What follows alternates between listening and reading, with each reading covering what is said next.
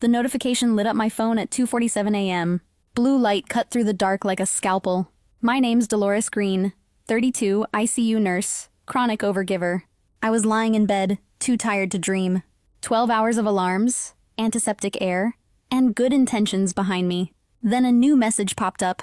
Family reality check. Someone had added me by mistake. Curiosity won before common sense could stop me. The first line made my stomach twist.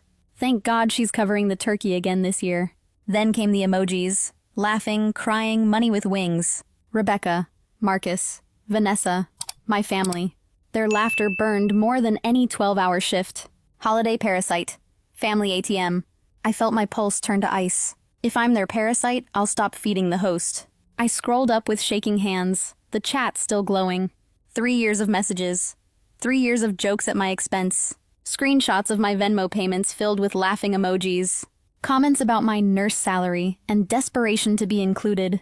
My mother had even sent a gif of burning money. Caption: Dolores's Christmas spirit. I used to think she was proud of me. Turns out, she was just proud of my direct deposits. My sister Emily, the one I put through college, joined the laughter. Dell's working another holiday shift this year. More money for us. A Gucci bag emoji followed. They turned my kindness into punchlines. I remembered the $3,000 for Mom's medical bills. Her cruise photos told a different story. Champagne and sunsets. Marcus's shut-off electricity became a $2,000 gaming setup. Rebecca's empty pantry had a new designer purse every month. I skipped vacations, they skipped receipts. Every emergency was theater, and I was the funding department. The guilt worked like clockwork. They'd mention Grandma's medication, Dad's truck repairs, or a sick kid. I'd feel the old ache, the need to be useful, to prove I belonged, while they toasted with the money I'd bled to earn. I thought helping meant love. I thought giving made me good. But every dollar built a cage I called family, and every apology I rehearsed kept me locked inside it. My birthday photo still haunted me. A cupcake and a candle. They called it pathetic. 15 laughing reacts. That night, I'd worked a double shift to send Marcus money. He never lost power. He just powered up his new toy. They didn't just want my money, they wanted me empty. The screen dimmed as dawn bled through my blinds. My eyes burned, but I couldn't stop scrolling. Receipts, transfers, promises never kept. 5 years of proof that I'd funded their joy. A total stared back at me, $73,249. My chest tightened like someone had stapled my ribs shut. I opened my laptop. If they could run a family business off my back, then I could shut the company down. First came the numbers. Phone bills, streaming accounts, insurance, subscription boxes. I'd kept every record because nurses document everything. Now those habits were survival. 6 phone lines under my name. Marcus's endless data. Emily's international calls. Mom's TikTok addiction. I hit disconnect and scheduled it for 48 hours later. The thought made me smile for the first time in months. Next came streaming. Netflix, Hulu, Disney+, 7 platforms. None I ever watched. I deleted every profile but mine, changed every password. Devices started logging out in real time. Somewhere, Rebecca's Housewives marathon just froze mid-episode. Justice looked like a loading screen. Then Costco. I checked the purchase history. Wine, furniture, and party platters. They'd used my membership to throw parties I wasn't invited to. Cancelled. Refund processed. $93 back. It wasn't much, but it was symbolic. I kept going. Mom's subscription boxes, cancelled. Emily's luxury gym, cancelled. Marcus's car insurance, gone. Every click felt like reclaiming oxygen. But somewhere between those clicks, guilt tried to whisper, what if they need you? What if something's real this time? I silenced it with one sentence. Then they'll learn self-reliance. No one teaches boundaries better than absence. By 7 a.m., I'd cut 43 recurring payments. My monthly expenses dropped by $1,847. That's $22,000 a year. Money I'd been bleeding out for people who called me pathetic. I sat back and listened. No buzzing phone, no desperate texts, no new emergency. Just the low hum of my fridge and my own heartbeat. It was terrifying and peaceful all at once, like hearing quiet for the first time. I drafted my resignation from family duty, then I emailed the hospital in Portland. The job I'd turned down last year was still open. I hit send before fear could talk me out of it. Outside, the sun rose like a warning flare. Inside, I felt something new. Power without apology. It felt like closing a door that had stayed open too long. And behind that door, Silence finally sounded like freedom. I wasn't their safety net anymore. I was my own parachute. By sunrise, the siphon stopped, and I could finally hear myself breathe. The next night, I stopped shaking. The anger had cooled into something sharper, precision. I gathered every screenshot, every receipt, every lie they'd ever told. 37 pages of proof, each one labeled, dated, undeniable. Then I opened the group chat. Family reality check. My fingers hovered over the keyboard. This wasn't rage anymore. This was documentation.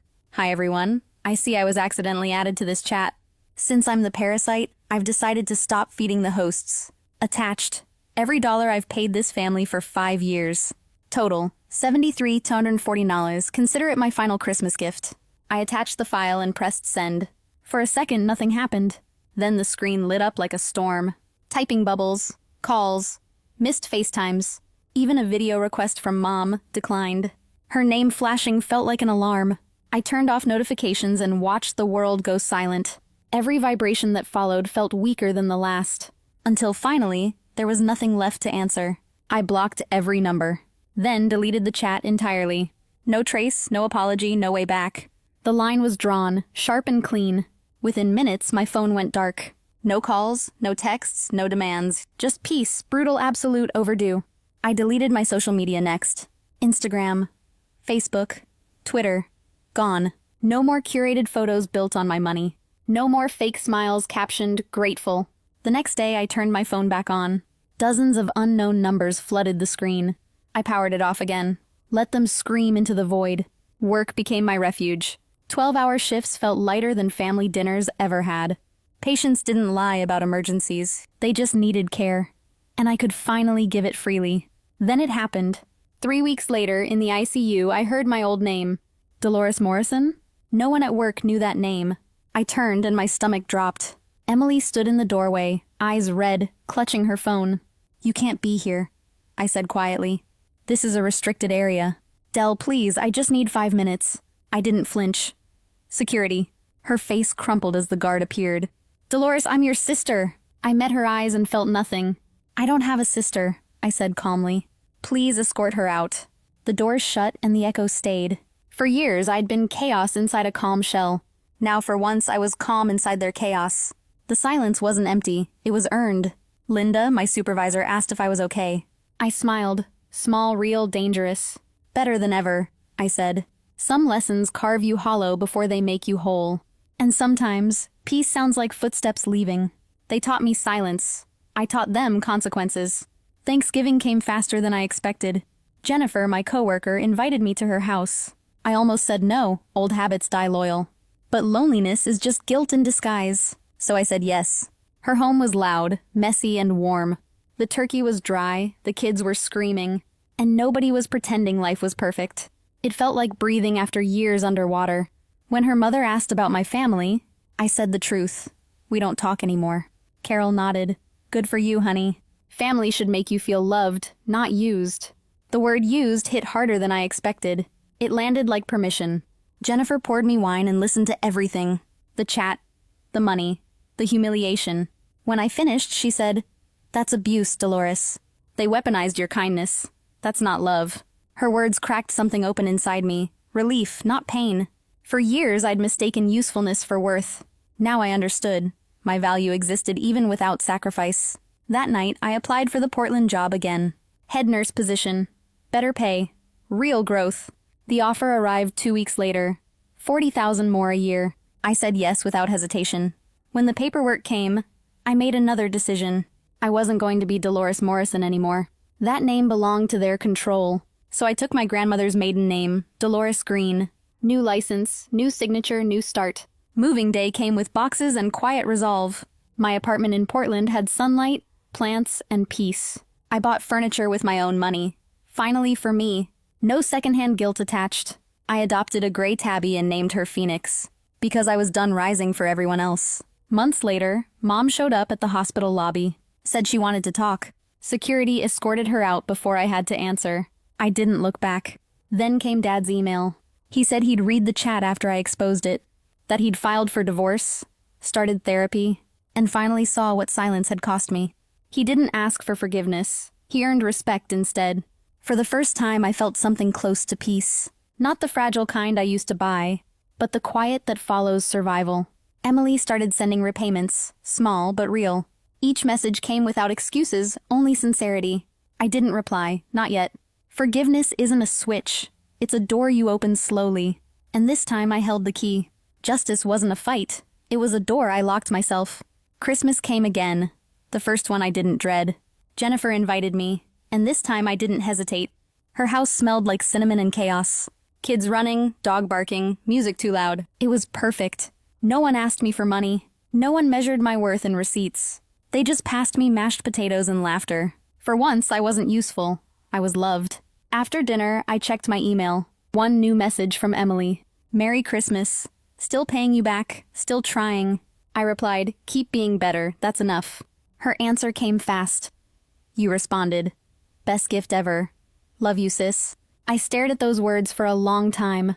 Maybe I wasn't ready to say it back, yet. But someday, maybe. Dad emailed too. He said he'd joined a volunteer group for veterans, trying to be useful to people who actually need help. I smiled and closed my laptop. Some bridges burn, some rebuild slowly. You just have to know which deserve your time. Michael, my boyfriend, poured me wine. Asked what I wanted for the new year. More of this, I said. Peace. People who love me for me. He smiled. That's not too much to ask. Midnight arrived with laughter instead of noise. I used to pay for everyone's happiness. Now I invest in my own. Morning light spilled across the kitchen counter. No buzzing phone, no guilt, no weight. Just sunlight, coffee, and a quiet heart that finally rested. If you've ever been used by the people you love, remember, you're not broken for walking away. You're brave for choosing yourself. I once paid for their holidays. Now I fund my peace.